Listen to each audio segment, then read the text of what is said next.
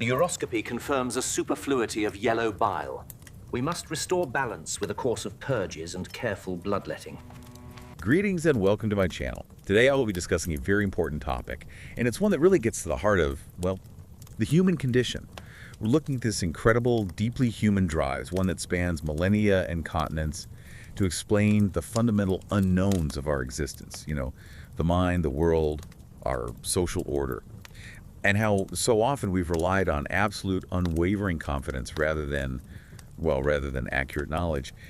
We are diving deep into how this certainty, this human need for firm answers, really functions as a profound historical engine. We've pulled a truly wild stack of sources today. We're moving from the bizarre, fluid-based physics of medieval psychological theories. And how they tried to cure sadness with laxatives. Exactly. From that to the brutal geopolitical clashes that defined maritime power on the Adriatic. And finally, we'll touch on the scientific and cultural expedition that charted an entire American continent, and even the silent, encoded language used to enforce social order through something as simple as clothing. It is a vast scope, and that's precisely why this deep dive is so essential, I think. What we're tracking here is this persistent human requirement for certainty.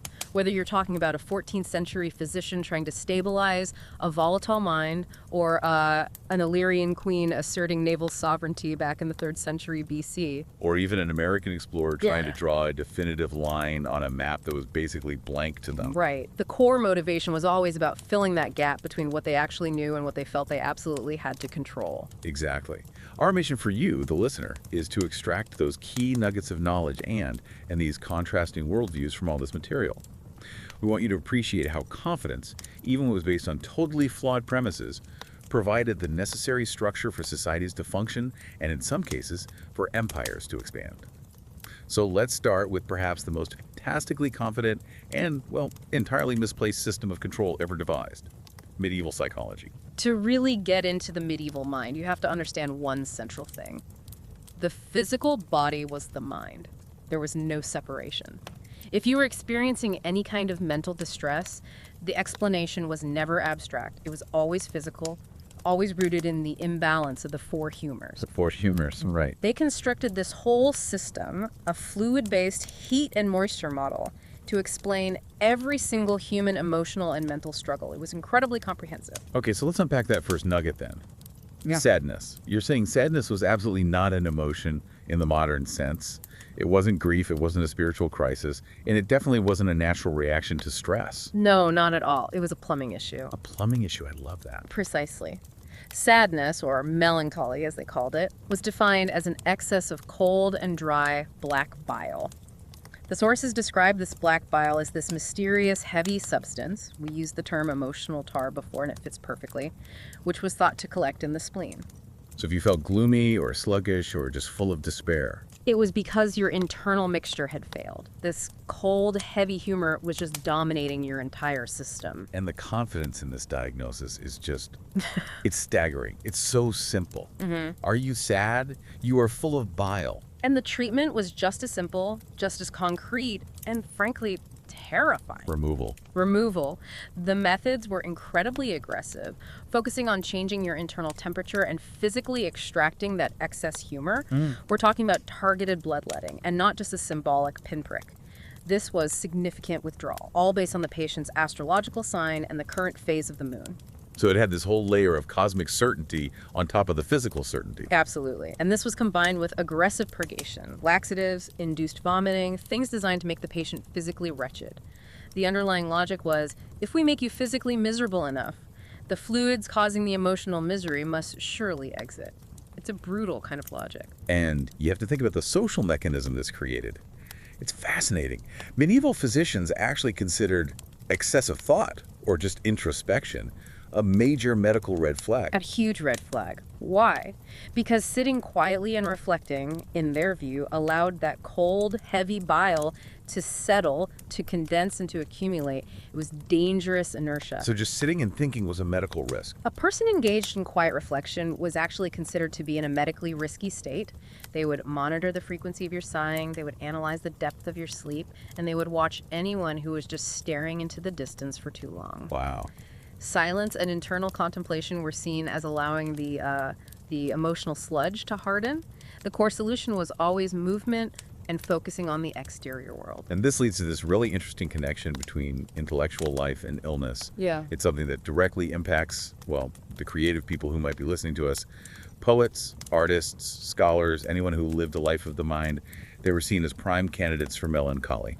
They were, because too much imagination, too much contemplation was thought to cause the bile to build up. Melancholy almost became a badge of the highly intelligent.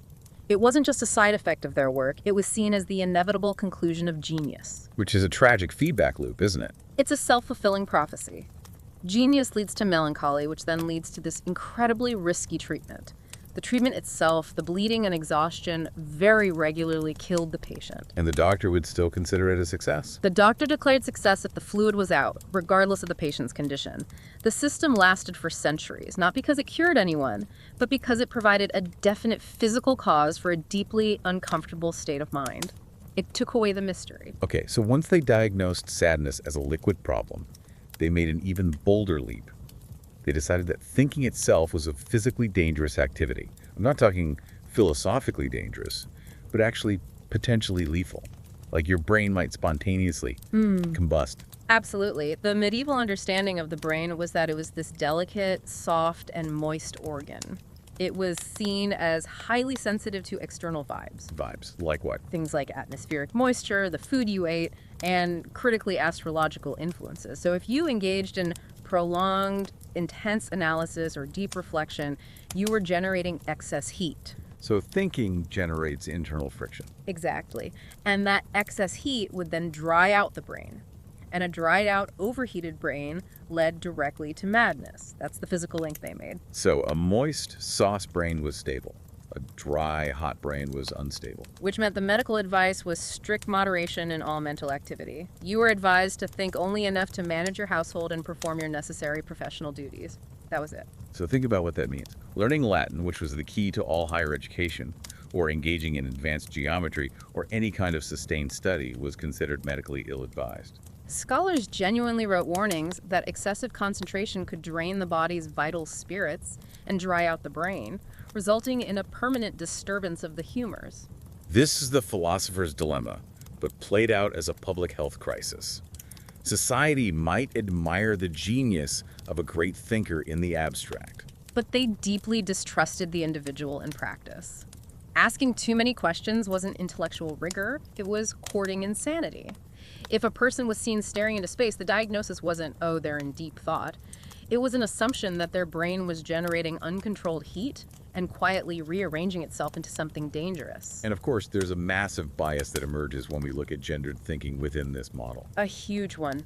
Medieval psychology held that women were uniquely vulnerable to these thinking-related disorders Why? because their brains were supposedly colder and wetter than men's. Colder and wetter, psychologically soggy? That's a good way to put it.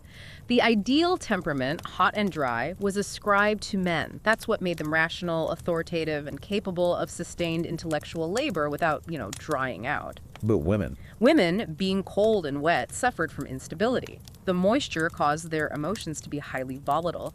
Reason and discipline in this model failed to harden in a cold brain.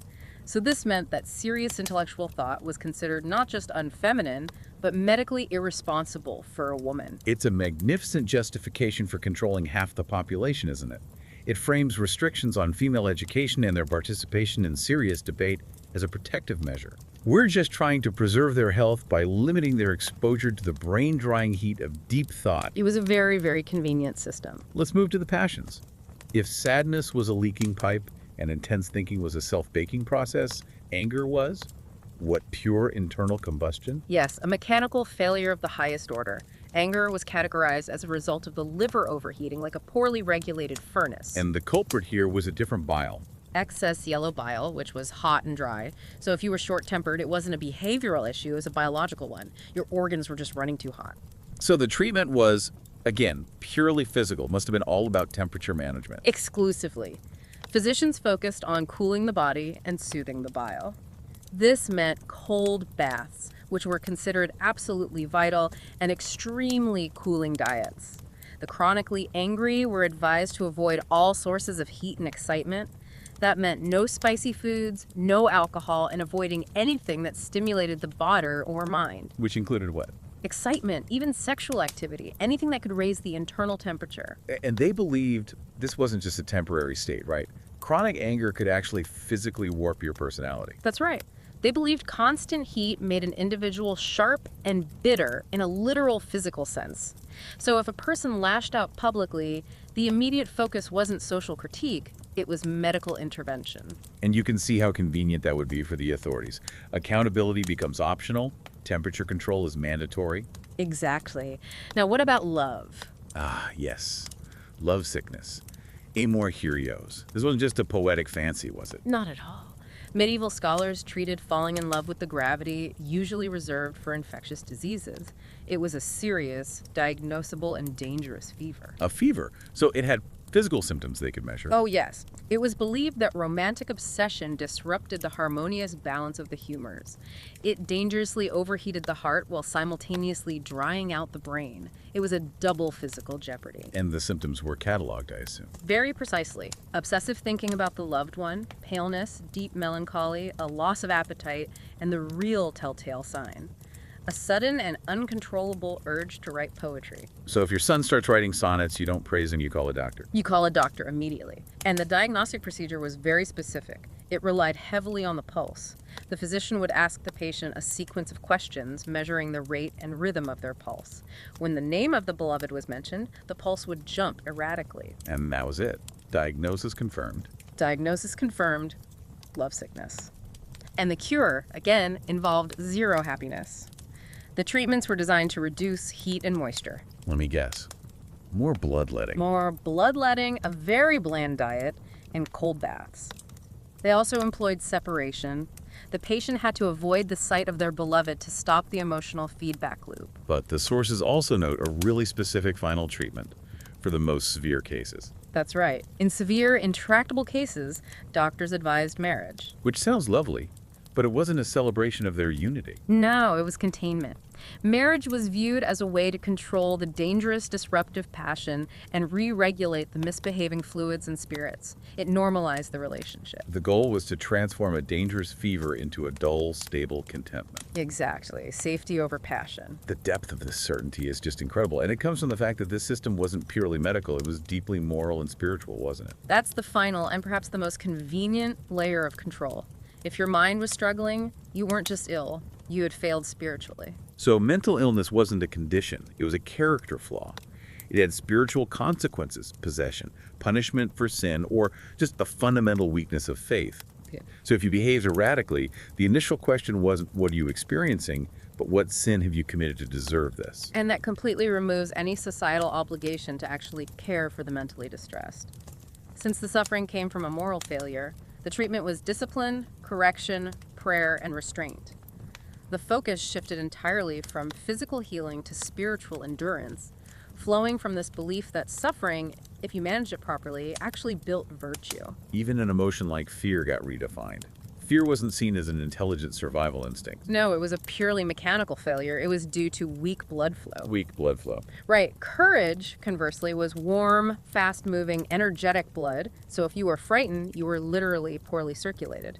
Your blood had retreated inward due to its own lack of confidence. So the treatment for cowardice was to force circulation. Exactly. Hot foods, strong wine, vigorous physical exertion, and often sustained loud encouragement or just yelling until the patient warmed up. Cowards were literally cold people. Which frames fear as both a moral and a biological failure, making it an incredibly easy target for authority to control. And this certainty just keeps expanding. It goes beyond the individual and out into the cosmos. This is where astrology comes in. They believed your personality and your emotional leanings were literally installed by celestial bodies. The whole system was deterministic. Mars delivered your tendency toward anger. Saturn personally delivered the melancholy. So doctors were consulting birth charts to help with their diagnoses. Of course. And this was a magnificent way to outsource all accountability. Your terrible temper wasn't a choice. It was cosmically scheduled. Your depression, that's Saturn's doing.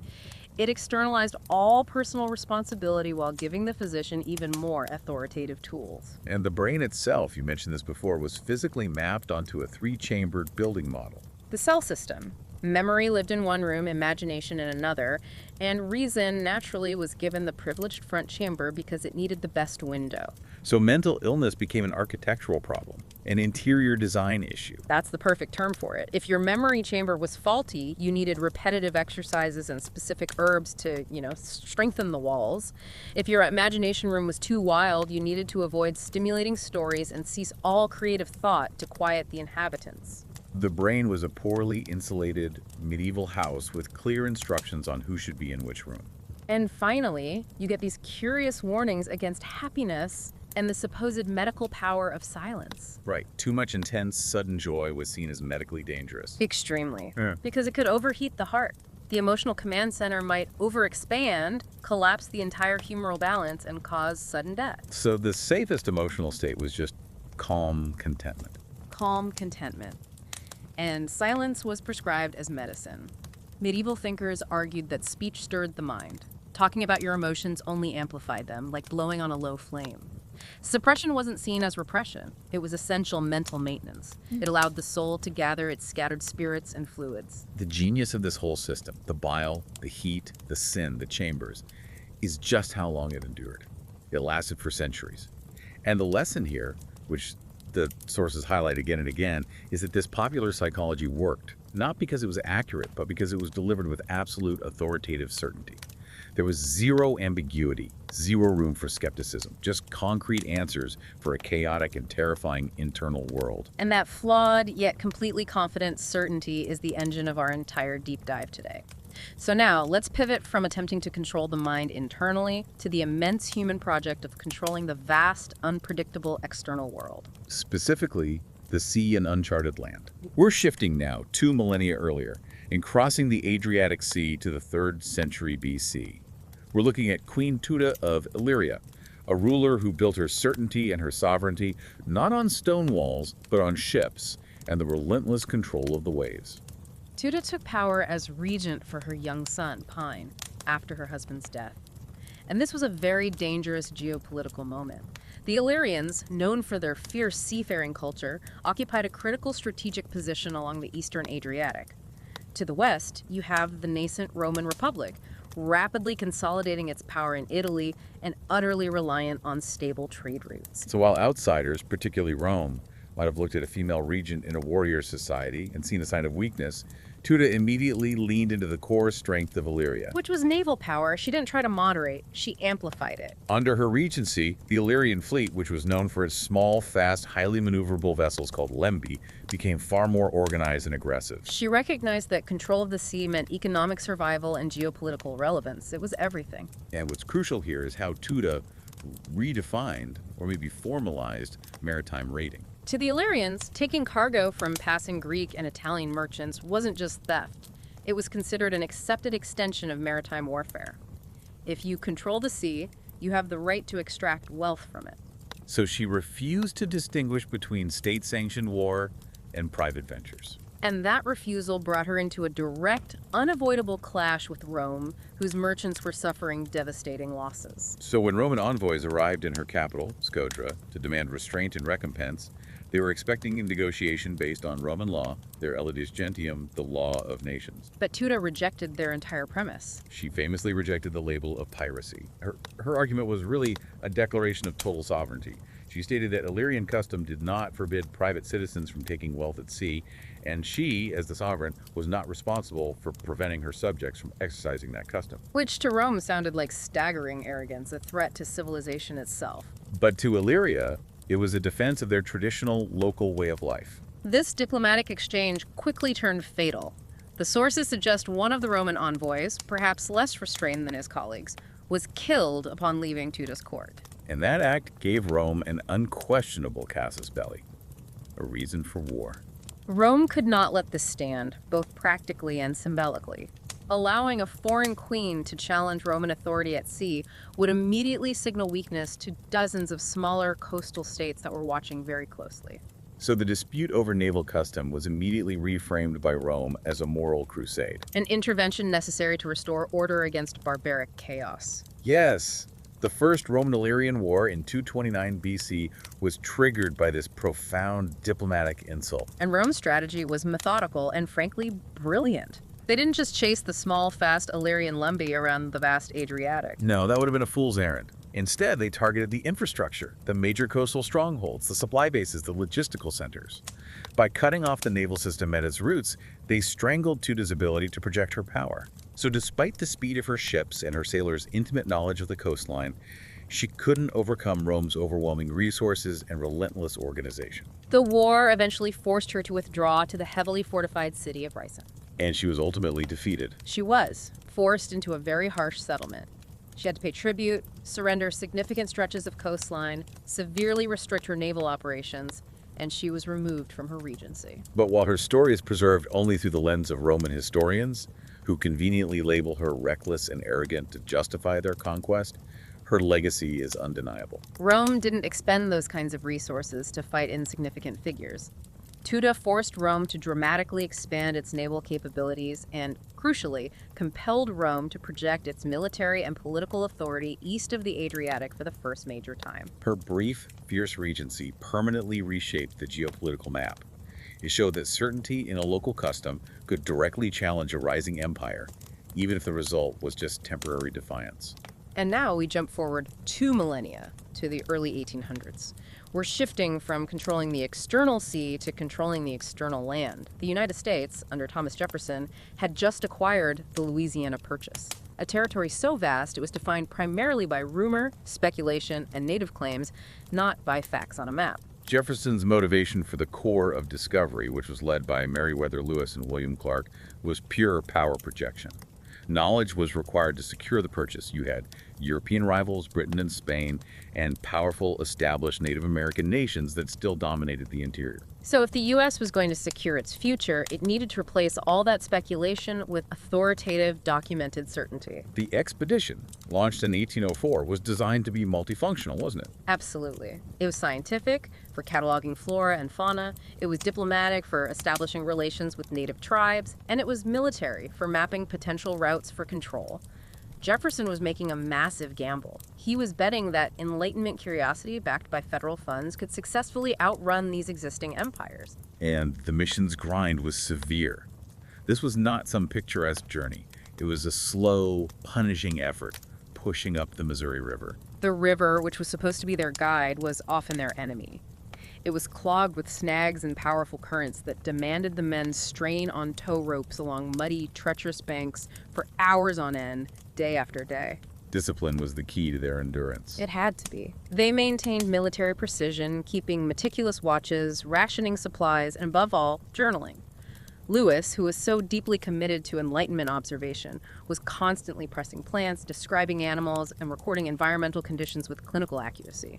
He was transforming sheer survival into an experiment in authoritative documentation. But the deeper they pushed into the continent, the more obvious it became that instruments, maps, and European military discipline were just not enough. They weren't. The real key to survival lay in local knowledge, cultural navigation, and diplomacy. And all of that was embodied perfectly by Sacagawea. Sacagawea, a young Shoshone woman who had been captured and then married to a French-Canadian fur trapper. She became the indispensable cultural and linguistic bridge for the expedition.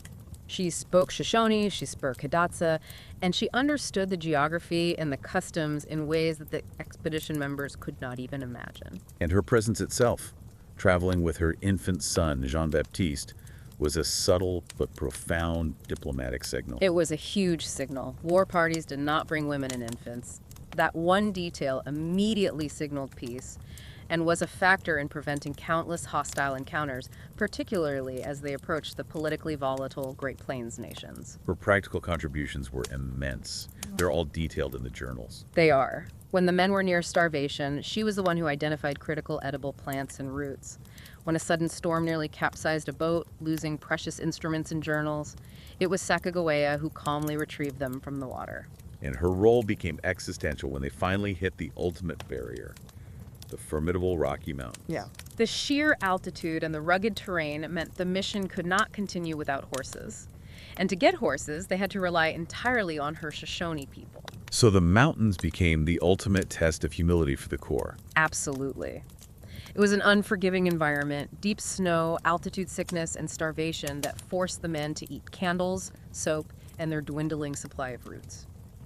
Their navigation started to rely entirely on native guides. It stripped the expedition down to raw endurance and borrowed survival techniques. They were no longer charting an unknown, they were simply surviving, dependent on the certainty of indigenous knowledge. And when they finally returned, the knowledge they carried, Clark's incredibly detailed cartography, which was revolutionary, and Lewis's sprawling journals, it transformed a land of speculation into a land of concrete reality.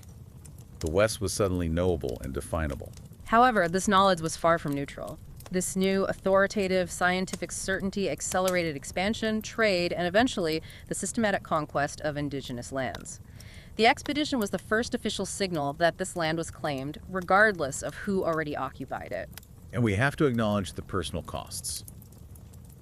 Sacagawea returned to obscurity, and Clark, who was lauded as a hero, later became a superintendent of Indian affairs, entangled in the very system of forced relocations his own journey had helped to inaugurate. Discovery is never just about finding a place. It's about establishing who has the authority to control that place. The clash of sovereignty under Tuta and the scientific certainty of Lewis and Clark, they're really two sides of the same coin, aren't they?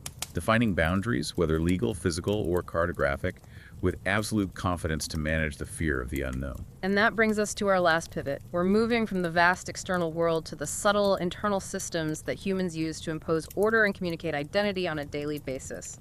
Clothing. This links perfectly with our theme of control, because fabric, much like black bile and detailed maps, became a highly structured, authoritative system of communication. At its very origin, clothing was pure practicality.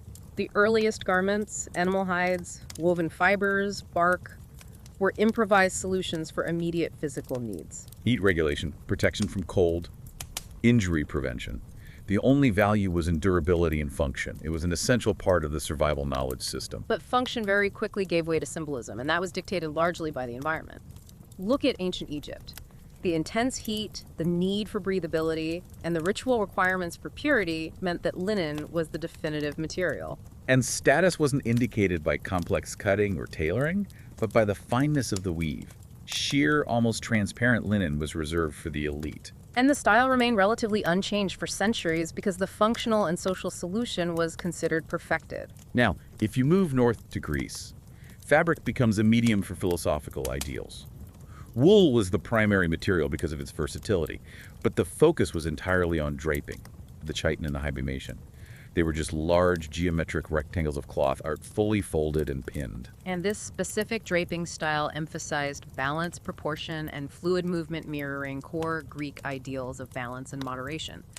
Clothing became a visual philosophy, the way the fabric fell, emphasizing the natural human form while maintaining harmony and order in the folds. It asserted that beauty and structure could be achieved through simple, balanced materials used with extreme intention. The Romans, however, took that concept of draping, and they weaponized it for rigorous social control. In Rome, your clothing was a public declaration of your legal, economic, and moral standing. It enforced hierarchy with an unyielding certainty. The toga is the classic example. It was heavy, it was cumbersome, completely impractical for labor, and reserved exclusively for the male citizen. Its very unwieldiness signaled leisure, civic participation, and authority. By contrast, foreigners, slaves, and most women were excluded from wearing it. The purpose of the toga was to broadcast that you did not perform manual labor. And the hierarchy was enforced even on the basic undergarment, the tunic, right down to the color and the size of the stripe. The clavis, the vertical stripe, was the key. Senators wore the latus clavis, a broad purple stripe, while knights wore the angustus clavis, a much narrower one. And crucially, the color purple was a controlled substance. Tyrian purple dye was astronomically expensive, and its use was legally restricted, sometimes to the emperor alone, or only to specific ranks of magistrates. Fabric was thus turned into a state-controlled symbol of power, ensuring the hierarchy was visible at all times. The stola for married women did the same thing, enforcing moral and social boundaries. Clothing was profoundly prescriptive. And if you go across the globe, ancient China developed an even more potent ideological system built around silk. The production of silk was a guarded state secret, instantly making it a symbol of civilization, refinement, and national strength. Chinese clothing emphasized layering, structure, and meticulous adherence to ritual, reflecting deep Confucian values of harmony and respect for hierarchy. Rank was encoded not just in the fabric, but in the most minute details of the embroidery. Specific colors, patterns like the number of claws on a dragon motif, and types of embroidery were all regulated by law. So to wear the wrong color or the wrong motif wasn't just a fashion error? No, it was a legal and moral violation, punishable by severe consequences. The system was absolute. Silk transformed fabric into a visible ideology, reinforcing the state structure from the emperor down to the lowest official. The secret of silk production was so fiercely protected that revealing it to outsiders was punishable by death. That tells you everything. In China, this fabric was power. The sheer depth of these global clothing systems just demonstrates that fabric functioned as a silent language. It was a social shortcut that drastically reduced uncertainty in any encounter. You didn't need to ask someone who they were. Their clothing told you instantly. It was a visible rule book for society. Tribal affiliation was encoded through specific weaves or patterns. Sacred garments separated the divine from the ordinary. Gender roles were enforced through cut and fabric, often restricting movement to signal modesty or elevated status. Even life transitions were marked. Distinct clothing for mourning periods, for marriage, for the coming of age. So clothing became memory made visible. Every fold, every color carried layers of social knowledge and tradition. And what's truly fascinating is how global trade, particularly along the Silk Road, began to challenge the certainty. The introduction of new materials like foreign cotton and exotic dyes signaled wealth and global connection. And these foreign fabrics sometimes sparked deep anxiety. I'm thinking of Roman writers complaining bitterly that imported soft, silken garments were making Roman men effeminate and weakening the traditional moral fortitude symbolized by the harsh, heavy toga. Yes, the system of certainty was being undermined by the arrival of new, luxurious complexity. But change was inevitable. Clothing ceased being purely reactive to the climate or to tradition. By defining themselves with fabric, humans learned to position themselves dynamically in relation to the wider world and to anticipate change. It became a dialogue between the environment, the society, and individual ambition. So let's bring this remarkable journey together.